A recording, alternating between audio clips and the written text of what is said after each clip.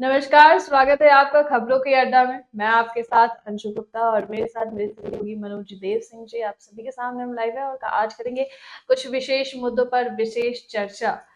बात करेंगे हम अरविंद केजरीवाल को लेकर। अब जैसे तैसे करके चुनाव खत्म हो गए हैं।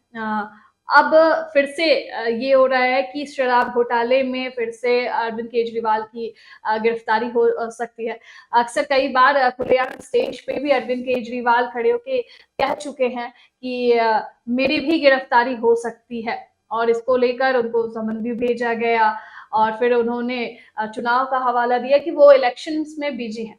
अब उनके जो कार्यकर्ता है वो डोर टू डोर कैंपेन चलाने की बात कह रहे हैं। इसी को लेकर आज एक प्रेस कॉन्फ्रेंस हुई जिसमें गोपाल राय और राघव चड्ढा ने अपनी अपनी बातें कही कि किस तरह से वो डोर टू डोर कैंपेन चलाएंगे और मैं केजरीवाल हूँ। इस पर वो सभी दिल्ली के तमाम जो नागरिक हैं उनसे हस्ताक्षर लेंगे और एक तरह से वोटिंग कह ले वोटिंग करेंगे। पहले आपको गोपाल राय की बातें सुनवा देते हैं, उसके बाद विस्तार से चर्चा। आम आदमी पार्टी ने 1 दिसंबर से 20 दिसंबर तक दिल्ली के अंदर सभी 2600 पोलिंग स्टेशन पे मैं भी केजरीवाल सिग्नेचर कैंपेन चलाने का निर्णय लिया है। मैं भी केजरीवाल सिग्नेचर कैंपेन के माध्यम से कल जिसकी शुरुआत की जाएगी, हमारे सभी मंत्री, सभी विधायक, सभी पार्षद, सभी पार्टी के पदाधिकारी और सभी जो हमारे मंडल स्तर पे इसके लिए, इस कैंपेन के लिए टीमों का गठन किया जा रहा है। सभी 2600 पोलिंग स्टेशन पे ये घर घर जाएंगे, लोगों से उनसे बात करेंगे। इसके लिए एक पैम्पलेट पार्टी ने ये तैयार किया है। ये पैम्पलेट जो है वो सभी लोगों को दिया जाएगा घर घर जा करके। उस पर चर्चा की जाएगी कि आखिर ये घोटाला फर्जी कैसे है, अरविंद केजरीवाल जी को मोदी जी गिरफ्तार क्यों करना चाहते हैं, क्या मोदी जी केजरीवाल जी के काम का मुकाबला कर सकते हैं या नहीं कर सकते, क्या मोदी जी भ्रष्टाचार के खिलाफ हैं। और फिर आखिर में उनसे पूछा जाएगा कि क्या गिरफ्तारी अगर होती है तो अरविंद केजरीवाल को इस्तीफा देना चाहिए या नहीं देना चाहिए। ये 1 तारीख से 20 तारीख तक ये सिग्नेचर कैंपेन सभी पोलिंग स्टेशन पे घर घर जाकर के आम आदमी पार्टी के कार्यकर्ता कराएंगे। दूसरा चरण 21 तारीख से और 24 तारीख तक जन संवाद का चलेगा। 21 तारीख से 24 तारीख के बीच में दिल्ली के सभी 250 वार्ड में जन संवाद आयोजित किए जाएंगे, जिसमें पूरे वार्ड के लोगों को उसमें आह्वान किया जाएगा। उस जन संवाद में हमारे विधायक, पार्षद सम्मिलित होंगे और वहां पर जन संवाद में भी लोगों की ओपिनियन इस प्रश्न को लेकर के पूछी जाएगी कि उनका क्या कहना है कि पार्टी की तरफ से जो प्रस्ताव है कि गिरफ्तारी के बाद अरविंद केजरीवाल जी को इस्तीफा देना चाहिए या नहीं देना चाहिए, उस पर उनकी भी राय ली जाएगी। इसके लिए कल से अभियान इसको शुरू किया जाएगा।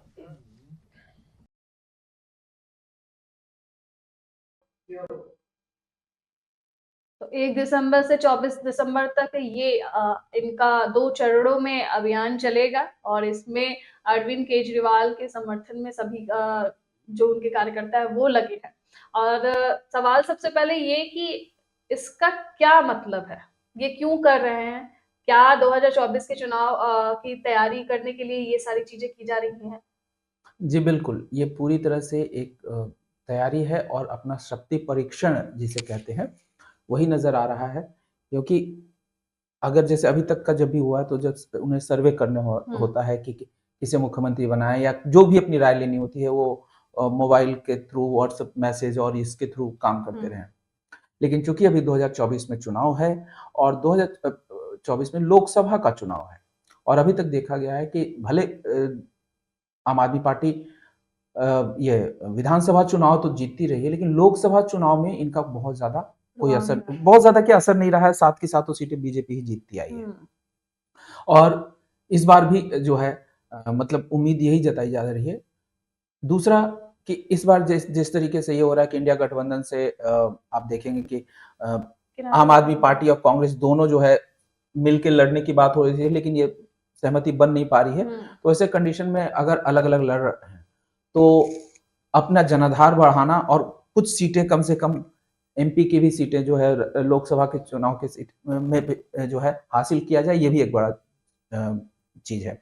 वैसे कंडीशन पे एक सिंपैथी हासिल करना कि अरविंद केजरीवाल जेल चले जाएंगे तो, और सरकार जो आप देखिए, एक चीज तो है कि आम आदमी पार्टी शुरू से ही यही बातें कहती आई है कि भारतीय जनता पार्टी और मोदी जो है दिल्ली सरकार को नहीं देखना चाहते, इसलिए तो वो इसी तरीके से राग अलापते रहे हैं। और वैसे कंडीशन में यही इसी को कहते हैं विक्टिम कार्ड खेलना, और इसलिए जो है इस आपदा को अवसर में बदलने की कोशिश कर रहे हैं ताकि वो घर घर जाएं। और ये कैंपेनिंग हो गई ना, चुनाव प्रचार का तरीका है। कहने का सीधा सीधा साफ हम ये मतलब निकाल सकते हैं कि इसकी केजरीवाल को जेल जाने की बात की आड़ में आप 2024 के चुनाव पर जनता का क्या रुख है, जनता का क्या मन है, उसको आप साधने की कोशिश कर रहे हैं। जनता का मन भी, और जनता के पास मतलब आप इसे ये समझ लीजिए कि 1 तारीख से ये कैंपेनिंग शुरू हो गई। कैंपेनिंग शुरू है, लेकिन कैंपेनिंग ना कहकर हम इसे सिंपैथी लेने के लिए, हम जो है जनता का मूड जानने के लिए कह रहे हैं कि अरविंद केजरीवाल अगर गिरफ्तार होते हैं तो उन्हें रिजाइन देना चाहिए या नहीं देना चाहिए, क्या जेल से सरकार चलानी चाहिए। तो ये चीजें कोशिश, ये कैंपेनिंग का बहाना ढूंढा जा रहा है। दूसरा एक और चीज है, यहाँ पे ये बातें इसलिए कही जा रही है, देखिए इस तरह के कैंपेनिंग का कोई महत्व नहीं होता है।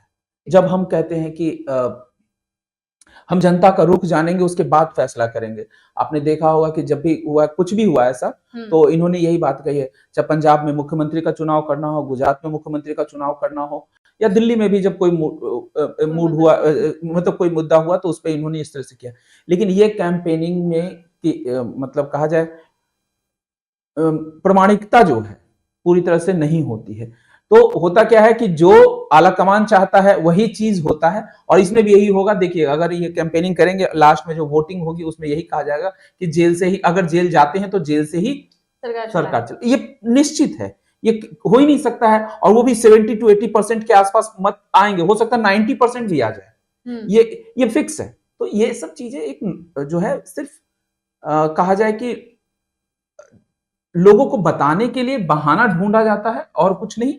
और ये पूरी तरह से एक पॉलिटिकल कैंपेन है, जो जिसे मतलब चुनाव प्रचार के लिए ये मैं कहूंगा कि 2024 के चुनाव का आम आदमी पार्टी का दिल्ली में आगाज है, और 1 तारीख से ये चुनाव प्रचार में लग रहे हैं, ये मेन चीज है। और यही कृष्ण और कंस की भी बात हुई है और उससे तुलना की गई है। ये पता है कि कंस को मारा मतलब मरना था, और कृष्ण ने उनको किस तरह से वध किया था। राघव चड्ढा ने कंस और कृष्ण की तुलना की, क्या कुछ कहा है वो आपको सुनवाते हैं। जैसा कि आप जानते हैं, आम आदमी पार्टी कोई भी फैसला जनता से बिना पूछा नहीं लेती, जनता से पूछे बिना कोई फैसला नहीं लेती है। और आम आदमी पार्टी ने इस कैंपेन के माध्यम से एक सिग्नेचर कैंपेन हम शुरू करने जा रहे हैं, उसकी बुकलेट है। इस सिग्नेचर कैंपेन के माध्यम से घर घर जाकर लोगों से संवाद करेंगे, लोगों से, दिल्ली के लोगों से राय लेंगे कि आपने अपना कीमती वोट देकर अपने बेटे, अपने भाई, अपने परिवार के बड़े बेटे अरविंद केजरीवाल को मुख्यमंत्री बनाया। अगर आज भाजपा मुख्यमंत्री अरविंद केजरीवाल जी को गिरफ्तार करती है तो क्या उन्हें इस्तीफा देना चाहिए या उन्हें जेल से सरकार चलानी चाहिए। ये एक सिग्नेचर कैंपेन, एक महत्वपूर्ण कैंपेन के माध्यम से, रेफरेंडम के माध्यम से हम जनता से चर्चा करेंगे, और जो उस सिग्नेचर कैंपेन का कंक्लूजन होगा, जो जनता की राय होगी, वो आपके सामने कुछ दिनों बाद रखेंगे। तो भगवान श्री कृष्ण को रोकने का हर संभव प्रयास, लेकिन उसके बाद भी कंस को खत्म कर दिया गया। उसी तरह आम आदमी पार्टी को खत्म करने का प्रयास कर रही है भाजपा, और ये जो कोशिशें हैं वो सिर्फ कोशिशें ही रह जाएंगी। और अरविंद केजरीवाल की बात करें तो वो भी हुंकार भरते रहते हैं जनसभाओं में, और उन्होंने भी भाजपा पर जमकर हमला बोला है कि प्रधानमंत्री मोदी और भाजपा खत्म करना चाहती है। क्या कुछ कहा है, कितनी जोश के साथ उन्होंने हुंकार भरी है, वो आपको सुनवाते हैं। इन लोगों को ये लगने लग गया मोदी जी को, बीजेपी को अब ये साफ हो गया, 2014 में हार गए विधानसभा चुनाव, 2015 में हार गए विधानसभा चुनाव, 2020 में हार गए विधानसभा चुनाव, फिर अभी एमसीडी का चुनाव हार गए। तो अब इनको ये तो पक्का हो गया भाई, दिल्ली में आम आदमी पार्टी से जीत नहीं सकते, ये पक्का है। दिल्ली में ये कुछ भी कर लें, कुछ भी कर लें, दिल्ली में आम आदमी पार्टी से ये जीत नहीं सकते। तो अब इन्होंने एक षड्यंत्र रचाया है, शराब घोटाला। मैं आपसे पूछना चाहता हूं, शराब घोटाला दिल्ली में हो रहा है, गुजरात में हो रहा है? गुजरात में कितने लोग मर गए जहरीली शराब पी के? रोज सुनने में आता है 100 लोग मर गए, 50 लोग मर गए, 150 लोग। घोटाला तो वहां हो रहा है, यहां कौन सा घोटाला हो रहा है? कह रहे शराब घोटाला हो गया, शराब घोटाला हो गया। अभी अखबारों में पढ़ रहा था हरियाणा में इतना बड़ा शराब घोटाला हो गया, दिल्ली में कौन सा शराब घोटाला हो गया? अभी जब सुप्रीम कोर्ट में सुनवाई हुई शराब घोटाले की, जज बार बार पूछ रहा है सीबीआई वालों से, एक तो सबूत दे दो, एक तो सबूत दे दो। कोई तो सबूत, कोई सबूत नहीं सीबीआई के पास, कोई सबूत नहीं ईडी के पास। जज बार बार कह रहा है 2 मिनट नहीं टिकेगा तुम्हारा केस। ये शराब घोटाला है। और एक फर्जी शराब घोटाला बना के उन्होंने हमारे संजय सिंह जी को गिरफ्तार कर लिया, सत्येंद्र जैन को गिरफ्तार कर लिया, मनीष सिसोदिया को गिरफ्तार कर लिया, विजय नायर को गिरफ्तार कर लिया। अब ये मुझे गिरफ्तार करने जा रहे हैं।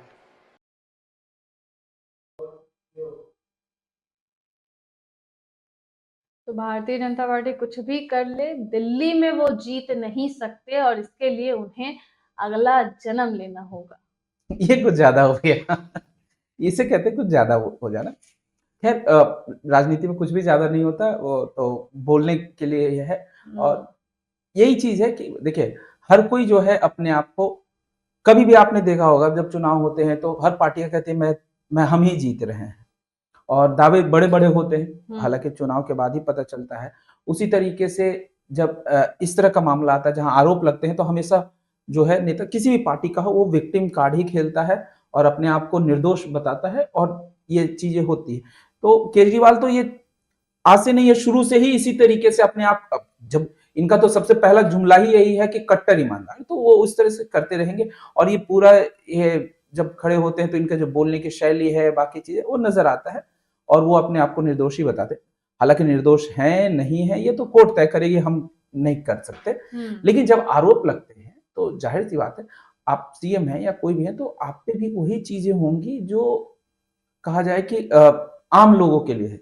जो कोर्ट का प्रोसीजर है वो तो फॉलो होगा ही होगा।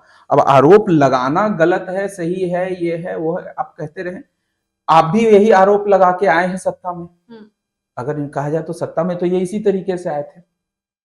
तो ये चीजें जो है जानबूझ के की जा रही है, और क्योंकि चुनाव है तो चुनाव नहीं भी रहा है तो ये लगातार यही बात करते रहे हैं कि हमें जो है केंद्र सरकार काम नहीं करने देती, तो हमें हटाना चाहती। अब तो ये कि सब लोगों को जेल भेज दिया गया है, और किसी न किसी तरीके से ये चाहते हैं कि आम आदमी पार्टी को खत्म कर दिया जाए, तो ये एक नैरेटिव सेट करने की कोशिश भेज दिया जाए, और जेल से वो सरकार चलाएंगे। इस पर वोटिंग वो अब कल से शुरू हो जाएगी, और डोर टू डोर कैंपेन कर रही है। जेल से सरकार चलाई जा सकती है।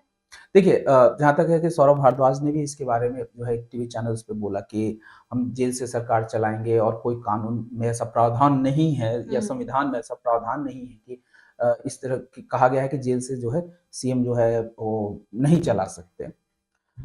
देखिए, वास्तविकता यह है कि संविधान के किसी भी आर्टिकल में इस तरह की कोई चर्चा नहीं है कि अगर कोई सीएम या कोई भी मतलब पीएम जो है, अगर कोई आपराधिक मामले में जेल में चला गया है तो वो चलाएगा या नहीं चलाएगा, एक स्पष्ट रूप से कहीं नहीं है।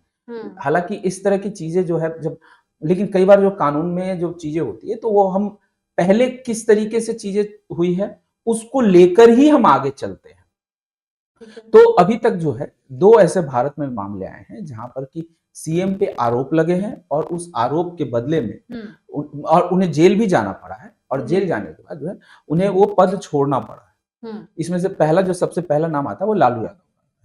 लालू यादव जो है मुख्यमंत्री रहे, और मुख्यमंत्री रहने के दौरान जो है उनपे इस तरह की चीजें हुई थी। लेकिन उससे पहले मैं आपको बता दूं कि कुछ धाराएं हैं जिसके तहत ये तय है संविधान में, इतना कहा गया है कि जैसे एक क्या बोलते हैं, कोड ऑफ सिविल प्रोसीजर का की धारा है 135। इसके तहत जो है ये चीजें हैं कि जो पीएम है, सीएम है, या कैबिनेट मिनिस्टर हैं, या एमपी हैं, एमएलए हैं, या जो पार्षद हैं, सॉरी पार्षद बताओ, जो विधान परिषद के सदस्य हैं या जो लोकसभा के हैं, ये किसी भी व्यक्ति को जो है अगर उन पे आरोप है तो उनको जो है उन पे मुकदमा चलाया जा सकता है और उन्हें जेल भी भेजा जा सकता है। लेकिन जेल भेजा जा सकता है, लेकिन उसमें भी कुछ नियम है। नियम यह है कि जैसे दो तरह के मामले होते हैं, एक क्रिमिनल मामला होता है, एक सिविल होता है। अगर सिविल मामला है तो सिविल मामले में आप उसे अरेस्ट नहीं कर सकते। आप अगर वो साबित हो जाता है तब एक अलग चीज है, लेकिन अगर सिविल मामले में कभी भी अरेस्ट नहीं किया जाता है। लेकिन अगर क्रिमिनल मामला है और क्रिमिनल मामले में अगर उन पे आरोप लगता है तो साबित होगा या नहीं होगा वो बात की बात है, लेकिन अरेस्ट वारंट निकलेगा और उस पे जो है उनको जेल भेजा जा सकता है, उनपे कार्रवाई चल सकती है, उसमें कोई आपत्ति नहीं है। लेकिन इसमें भी एक चीज और है कि अगर जैसे पीएम है या सीएम है तो इस तरह की चीजें हैं, तो आप ये नहीं कि सदन चल रहा और वहां जाके पुलिस गई और जो फिल्मी चीज होता है कि जाके अरेस्ट करके ले आए, तो वैसा नहीं कर सकते। अगर सदन में है या सदन परिसर में है, जैसे लोकसभा है, विधान मतलब संसद है, संसद में है, या स्टेट का जो विधानसभा होता है, वहां पर आप पुलिस जो है वहां नहीं जा सकती और जाकर उनको अरेस्ट नहीं कर सकती। अगर अरेस्ट करना है तो उसके लिए जो है आपको जो वहां सदन के जो अध्यक्ष होते हैं, जैसे लोकसभा के अध्यक्ष होते हैं और राज्यसभा में सभापति होते हैं, तो सभापति या अध्यक्ष, और उसी तरह से राज्य में भी जो है जो सभापति और अध्यक्ष होते हैं उस जगह का, उनसे परमिशन लेना होता है। और वो भी उस परिसर में आप नहीं करेंगे अरेस्ट, क्योंकि वहां पे आदेश जो है सिर्फ उन्हीं का चलता है। तो उसके बाहर आप उनको घर पे गिरफ्तार कर सकते हैं या उनके ऑफिस में कर सकते हैं या किसी और जगह कर सकते हैं, लेकिन उस जगह पे नहीं कर सकते। अगर वो उन्होंने परमिशन दिया तो एक अलग बात है। तो ये चीज होती है। दूसरा कि अगर उनको अरेस्ट भी करना है तो भी पहले आपको परमिशन लेना पड़ेगा अध्यक्ष से या सभापति, वो डिपेंड करता है किनके वो अंदर आते हैं। अगर विधान परिषद से या फिर राज्यसभा से हैं तो सभापति से, और अगर लोकसभा से हैं या फिर विधानसभा से हैं तो वो अध्यक्ष से, जो सदन के अध्यक्ष होते हैं, उनसे जो परमिशन लेना, अगर परमिशन वो देंगे तभी जाके आप गिरफ्तार कर सकते हैं। तो ये जो है एक नियम है। और दूसरा ये है कि एक और है कि राष्ट्रपति और राज्यपाल, ये सिर्फ दो एक ऐसे मतलब कि कहा जाए कि लोग हैं जिनको कि पद पे रहते हुए अगर क्रिमिनल एक्टिविटीज में भी उन पे एफआईआर दर्ज हुआ है, पहले तो एफआईआर दर्ज नहीं होता, अगर हो भी गया तो कोर्ट जो है अरेस्ट वारंट जारी नहीं कर सकती है, जारी ही नहीं कर सकती है। गिरफ्तारी तो बहुत दूर की बात है। राष्ट्रपति और राज्यपाल को जो है पद पे जब तक वो बने हुए हैं तब तक कोई भी कोर्ट को यह अधिकार नहीं है कि वो उनको गिरफ्तार करने के लिए अरेस्ट वारंट जारी कर सके। और क्या बोलते हैं, ये है 361 आर्टिकल, संविधान के जो 361 आर्टिकल है उसमें दिया गया है, और उसके तहत जो है आप गिरफ्तार नहीं कर सकते। हाँ, जब उस पद से वो हट जाते हैं उसके बाद आप उनको गिरफ्तार कर सकते हैं, चीजें उन पे कानूनी कार्रवाई हो सकती है, चीजें हो सकती है, लेकिन उससे पहले नहीं हो सकती। तो ये जो है एक नियम है। अब रही बात कि इस तरह से दो लोगों के साथ हुआ है, एक लालू यादव के साथ हुआ है जो चारा घोटाला में गए थे जेल, और दूसरा जो है वो जयललिता जो कि तमिलनाडु की मुख्यमंत्री रही है। तो इन दो के साथ ऐसा हुआ है। लालू यादव को 30 जुलाई 1997 में गिरफ्तार किया गया था। वो उस समय मुख्यमंत्री थे और चारा घोटाला का मामला था। चारा घोटाला हालांकि 1991 के आसपास से चल रहा था, और उसमें जो है चाईबासा एक जगह है, पहले बिहार और झारखंड एक हुआ करता था, तो उस समय जो है पश्चिमी सिंहभूम में एक जगह है, वहां पे जब सीबीआई ने छापा मारा तो वहां से जो सबूत मिले थे उसमें पाया गया कि इसमें हाथ जो है लालू यादव का भी है।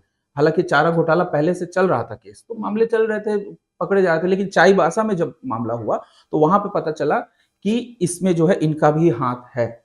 उसके बाद जो है कोर्ट में पेश किया गया सबूत, और उसके आधार पे कोर्ट से जो है ये सीबीआई के पास मामला गया, सीबीआई ने इस पे किया, और बाद में जो है ये वहां पे भी राज्यपाल से परमिशन लिया गया और परमिशन लेने के बाद जो है अरेस्ट वारंट निकाला गया और तब जाके लालू यादव जी को गिरफ्तार किया गया और गिरफ्तार करने के बाद जो है आगे केस चला।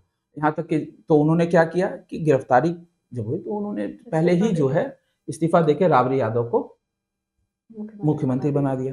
हालांकि राबड़ी यादव को भी बाद में जो है उसका सह अभियुक्त बनाया कि मतलब आप भी इसमें शामिल थे, लेकिन जो है 2000 में ये जब केस चला तो इनको जमानत दे दिया गया था और लालू यादव जी को जेल हुई, सजा मिली। तो ये चीजें जो है इनके साथ हुआ। इसी तरह से जयललिता के साथ भी हुआ। तो जयललिता जो है पहली बार मुख्यमंत्री बनी 1991 में, तो 91 से 96 तक वो रही। उस दौरान और 96 के बाद जो है करुणानिधि आए सरकार में, AIDM के, जिनका अभी चल रहा है MK स्टालिन जो है, तो वो वहां पे इन्हीं दोनों का चलता है। तो उसमें क्या हुआ कि उन्होंने आरोप लगाया कि आप अपने समय में जो है बहुत सारे घोटाले किए। उसमें 2 आरोप लगे उन पे, एक था आय से अधिक संपत्ति का, दूसरा था कलर टीवी घोटाला। तो ये 2 घोटाले थे, एक था तनसी घोटाला भी। तो इनमें जो है उनको जो है 96 में ही जो है नहीं अरेस्ट कर लिया गया था। ये उन पे मामले कई बहुत सारे कोर्ट उस समय मुख्यमंत्री, हाँ, तो उस समय किया गया। और 1996 में उनके साथ साथ शशिकला, उनके एक दोस्त हुआ करती थी, हाँ, तो उनको भी गिरफ्तार कर लिया गया था। हालांकि ये केस जो है 2000 में ये केस से बरी कर दिया गया। उनको आय से अधिक संपत्ति के मामले में वो छूट गई और दूसरा कलर टीवी घोटाले में भी उनको बरी कर दिया गया। लेकिन तनसी घोटाला जो था उसमें उन्हें लोअर कोर्ट ने सजा दे दी 2 साल की। जब 2 साल की सजा हुई तो 2001 में चूंकि वो सजा काट रही थी, तो 2001 में चुनाव था, तो उस समय स्पेशल परमिशन लेके उन्होंने चुनाव लड़ा और उस चुनाव में 2001 में फिर से वापस जयललिता की सरकार। लेकिन जब मुख्यमंत्री बनने की बात आई तो इस पे मतलब विरोध जताया गया और सुप्रीम कोर्ट ने कहा कि चूंकि आप पे केस चल रहा है और आप सजा काट रही हैं, तो आप जो है नहीं बन सकती। हालांकि वो जेल में नहीं थी, लेकिन मद्रास हाई कोर्ट में इस पे केस मतलब कि सुनवाई चल रही थी, तो इसलिए जो है नहीं हुआ। तब वहां पे उन्होंने पन्नीरसेल्वम को मुख्यमंत्री बनाया। फिर जो है ये 2002 में मामला जो है खत्म हुआ और मद्रास हाई कोर्ट ने उन्हें बरी कर दिया, उसमें भी छोड़ दिया। तब जाके ये जो है मुख्यमंत्री बनी थी। तो कहने का मतलब ये है कि अगर आप पे इस तरह के आरोप हैं, तो आरोप होने पे क्या हुआ कि देखिए लालू यादव पे पहले आरोप लगा, तब उन्हें मुख्यमंत्री का पद छोड़ना पड़ा। और जयललिता पे जो है आरोप लगा, अरेस्ट हुई, उस समय तो वो मुख्यमंत्री नहीं थी। लेकिन जब जीत कर आई तो चूंकि उन पे केस चल रहा नहीं, सजा हो चुकी थी, 2 साल की सजा हो चुकी थी और हाई कोर्ट में सुनवाई चल रही थी, इस कारण से उन्हें मुख्यमंत्री नहीं बनने दिया गया सुप्रीम कोर्ट की ओर से। तो वैसे कंडीशन में अभी अगर ये होता है और उस कंडीशन में जब अगर कहा जाए कि अगर केजरीवाल आते हैं और ईडी, जैसे हालांकि आज खत्म हो गया, 30 तारीख है आज चुनाव खत्म हो चुके हैं, ज्यादा से ज्यादा 3 तारीख तक आप रुक सकते हैं।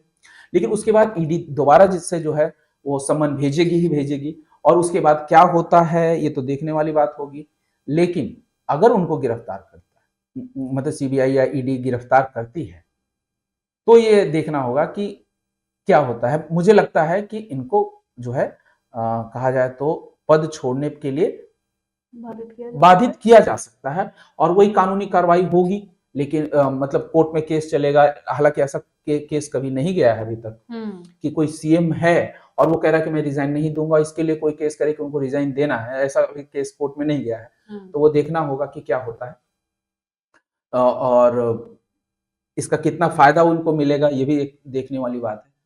लेकिन जिस तरीके से एक न्यूज चैनल पे राघव चड्ढा ने कहा कि अगर वो गिरफ्तार होते हैं तो हम तो जेल में ही, हम भी जेल चले जाएंगे और वहीं पे जो है जो अधिकारी होंगे वहीं जाएंगे और वहीं से काम करेंगे, तो ये सब एक ऐसा पेचीदगी वाला चीज है जिसको कि अभी से कुछ भी कहना मुश्किल है।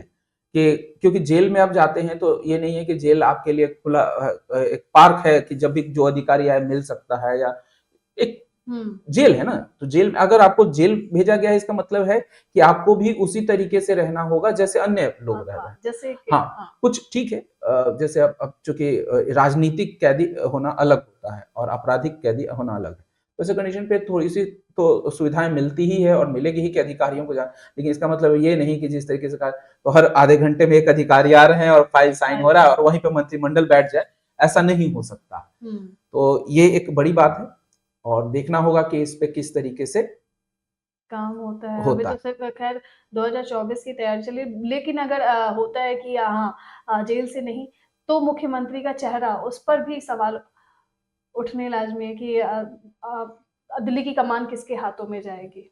देखिए, अब ये जो एक ऐसा विषय है कि अभी तक बात वही होती है कि जिस तरीके से अगर लालू यादव को देखें तो लालू यादव ने अपनी बीवी को बनाया क्योंकि उनको पता था कि अगर किसी और को बनाते हैं तो सत्ता हाथ से चली जाएगी।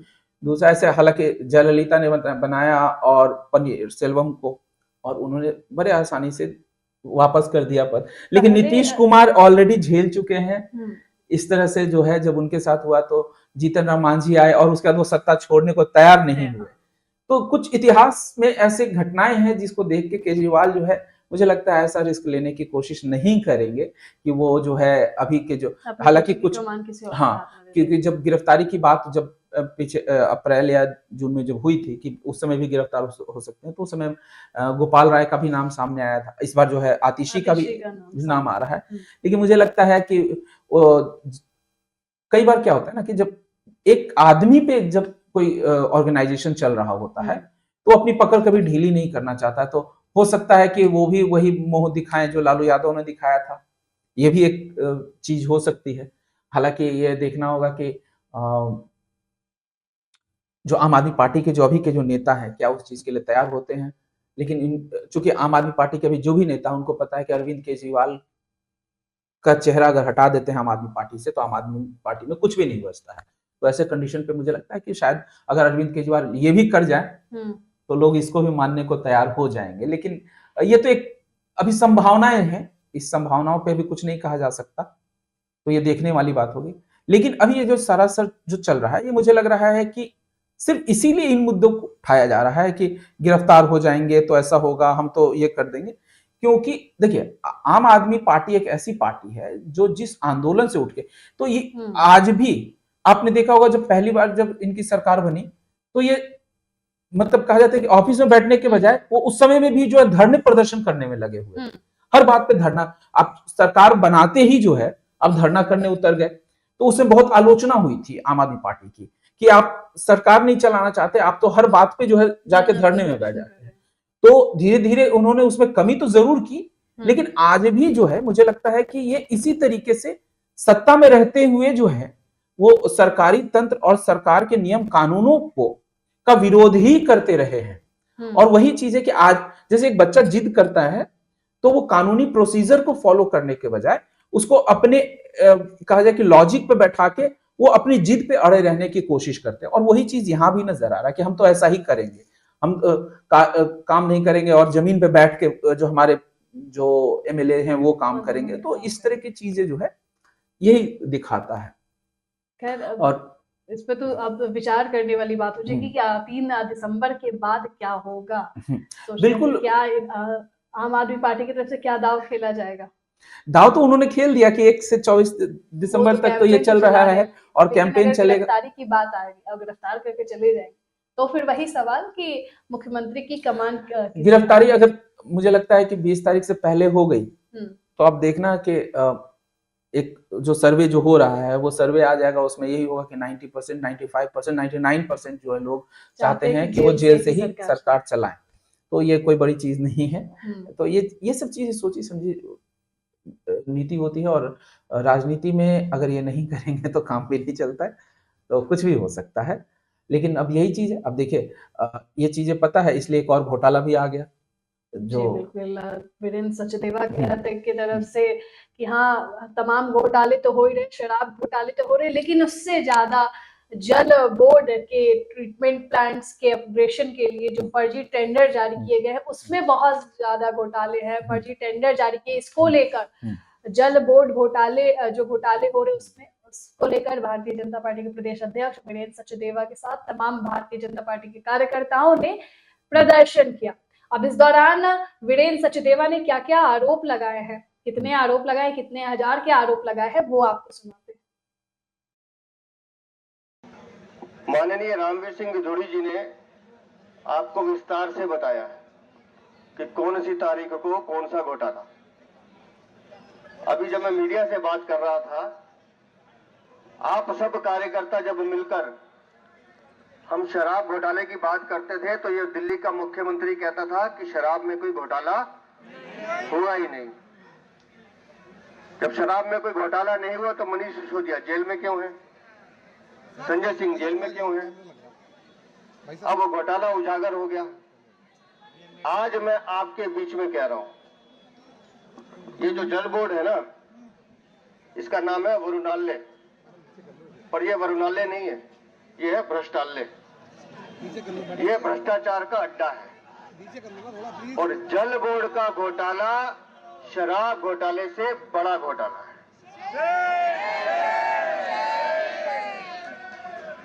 हमने लगभग 15 दिन पहले कुछ दस्तावेज मीडिया के सामने रखे थे, उसमें 3,753 करोड़ के घोटाले का आरोप मैंने लगाया। मैं आज भी अपने आरोपों पे कायम हूं।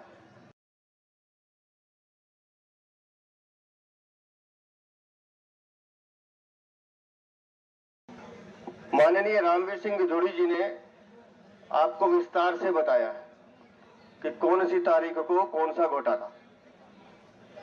अभी जब मैं मीडिया से बात कर रहा था, आप सब कार्यकर्ता जब मिलकर हम शराब घोटाले की बात करते थे तो ये दिल्ली का मुख्यमंत्री कहता था कि शराब में कोई घोटाला हुआ ही नहीं।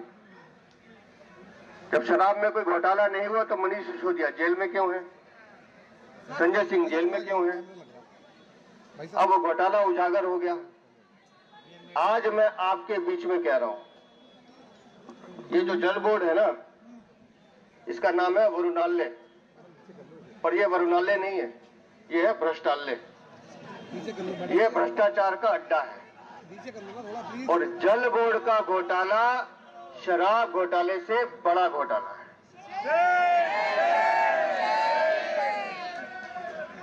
हमने लगभग 15 दिन पहले कुछ दस्तावेज मीडिया के सामने रखे थे, उसमें 3,753 करोड़ के घोटाले का आरोप मैंने लगाया।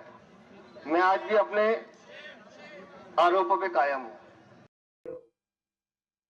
तो शराब घोटाले से भी बहुत बड़ा घोटाला दिल्ली जल बोर्ड के अंदर मिला है। 3,353 करोड़ रुपए का घोटाला खुद वीरेंद्र सचदेवा ने बताया कि उन्होंने लगाया है अरविंद केजरीवाल को ऊपर और ये कहते रहते हैं कि शराब घोटाला हुआ है, नहीं हुआ है।